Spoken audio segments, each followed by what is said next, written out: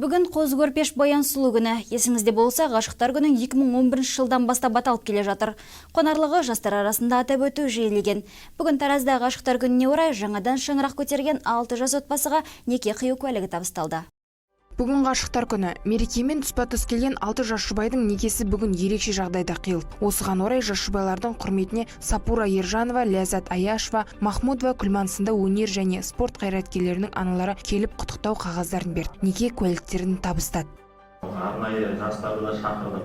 Соларға үлгілі отбасы болатындай, қызығатындай отбасы болыңыздар, барлықтарыңызға денсаулық, амандық тілеймін. Жұптарыңыз ешқашан жазылмасын. Бүгінгі күн сіздердің күндеріңіз, мерекелеріңіз құтты болсын. Бақытты болам деп емес, бақытты қылам деп бару керек сол жерге. Сол түскен ортаға бейімделу керек. Ата-енені сыйлау керек. Бірінші ата-енені сыйласаң, сосын өзіңнің жарыңа да сыйлы боласың. Сый құрметің жақсы болады. Сол үйдегі барлық, енді сол үйде қайын сіңлі бар ма, қайны бар ма, үлкен кіші барлығын сыйлай білу керек қой түскен жеріңнен. Салтанатты шара барысында жас жұбайларға отбасылық бақыт береке мен ақ тілектер айтылып, Сырғалым клубының мүшелері поэзиялық өлеңдер оқыды.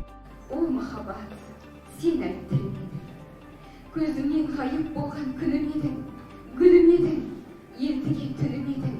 О махаббат, сен әттірім едің. Неке қию туралы куәлігімізді осындай керемет ғашықтар күніне, Қоз көрпеш баян сұлу күніне алғанымызға қуаныштымыз. Және де осындай іс-шараға, осындай үлкен жұлдыздарымыздың, олимпиада чемпиондарымыздың ата-анасынан бата алып, осындай күнге сәйкестік болып тұр.